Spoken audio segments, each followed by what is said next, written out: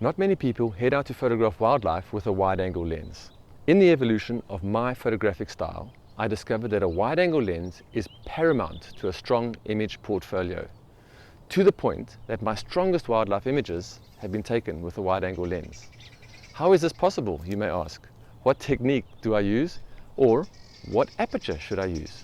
Join me as I take you on the evolution of wide, and I'll share with you how I got to take some award-winning images with my wide-angle lens. At the end of this video, I'll share some hard-earned and learned tips on how you can also make magic with a wide-angle lens. If you like this video, please look out for Danielle's upcoming video about Think Like a Photographer in the Field for some more amazing content. My name is Shem Compion. I'm a professional photographer from Africa and co-founder of C4 Photo Safaris. With the camera as my passport, I've been fortunate to travel to every continent on this planet. But Africa is my muse, with which I love traveling across and sharing with my guests. C4's motto is to share our love of travel, photography and conservation with you. And today's topic is firmly photographic. If you enjoy this video, please don't forget to subscribe to our channel and join the C4 circle.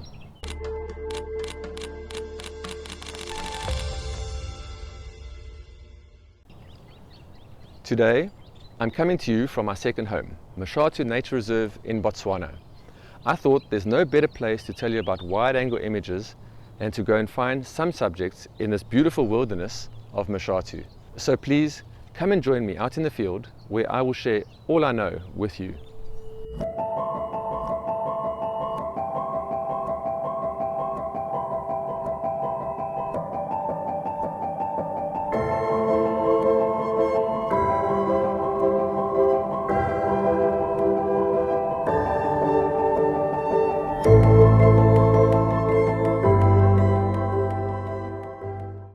So we've had a really good drive so far this afternoon. Picked up some elephants and a very beautiful sleeping leopard that we actually hope is going to have cubs soon. So that's really exciting. But that type of photography speaks to using a long lens. And for most wildlife photographers, a long lens, a big prime lens like this, is pretty much the biggest lens choice they will ever make. Because when you want to go out and you want to photograph wildlife, a long lens helps you get really close. It does a great job, and when I first started photographing, that's exactly what I did. It was pretty much the largest single financial decision I made at that time of my life. More than buying a house or a car, you look at your big first lens. And the reason for that is that it compresses the view. It's like a big pair of binoculars, and it helps you get beautiful shots. So when I bought mine, I went on a real tear. If you look at the images right now, you'll see that I really dive deep into photographing birds, and then I've photographed all sorts of wildlife. I didn't realize it at the time, but a lot of the images were very much the same compression factor. And that's what long lenses do. They compress the field of view, giving you the similar type of shot. There was no sense of place at all. You couldn't tell the environment that those animals were in. And importantly though, it's a great lens to use. A wildlife photographer needs them, and it provides and gives you a hell of a lot of impact. The images really jump out at you because you're able to get them large in the frame, and of course you don't want to be standing close to predators like the leopard we saw this afternoon. We want to be a fair distance away to make it relaxed, but still be able to get a good result and a good photograph using that long lens. Then I was commissioned to photograph a book, and this was the first book that I had ever photographed and been a part of publishing. It was on insects. The title of the book was called A Landscape of Insects. You'll see it right now on the screen. And ironically, I'd never really photographed insects, but I knew that a macro lens would do the same as what a long lens does. It compresses the view, it brings the small subjects, in this case insects, closer to the viewer and gives you a high impact photograph. And so we started working on that project, and it was wonderful. But I wanted to speak to the title of the book, which was A Landscape of Insects. I wanted to show the vastness, the habitat, and give a sense of connection between the insect and the environment. And so I went on a bit of a research mission, and this is why I call this talk The Evolution of Wide. because it wasn't just one day I picked up a wide angle lens like you're seeing right now. It's more, I discovered that through a photographic process, which I'm very, very strong about, is the process of how you learn with photography.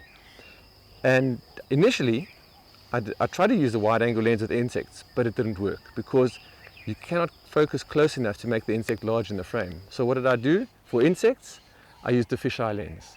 And the fisheye lens allows you to get 4 centimeters from your subject, allowing them to get really large in the frame, but also convey that sense of place, and importantly, speak to the title of the book, which was The Landscape of Insects. You're probably seeing the photographs coming up right now of how the insects are large enough to be identified, but they show the environment that these insects live in. We did the book, it was published, it did well. Now what?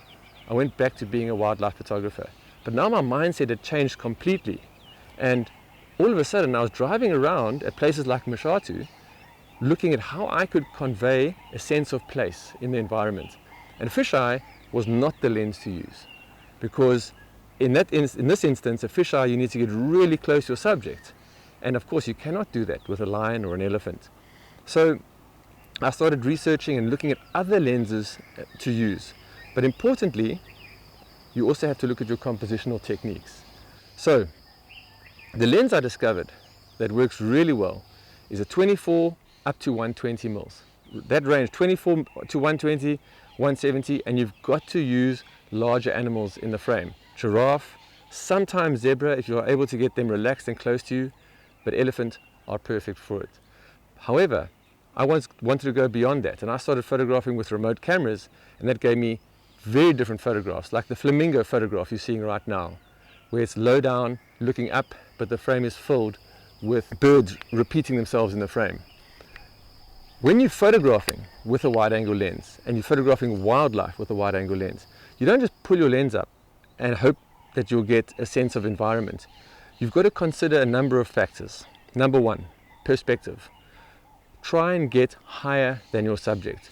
Almost in every other instance in wildlife photography, you're trying to get eye level and low down to get that intimate interaction, but that's for a long lens.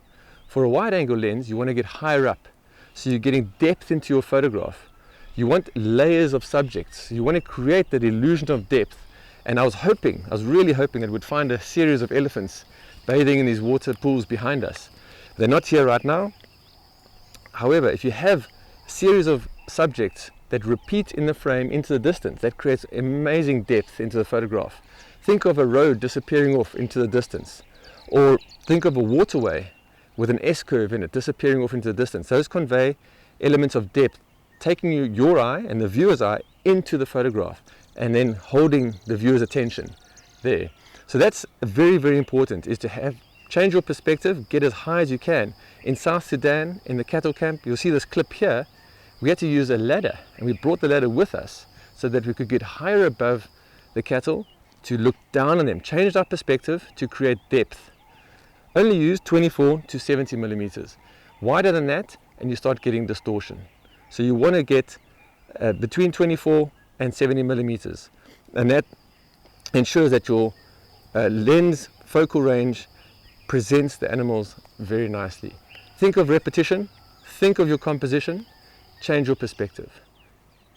I hope you enjoy using your wide angle lens to capture some amazing wildlife images. It's very, very rewarding when you get it right. Remember the 3 concepts and enjoy your photography.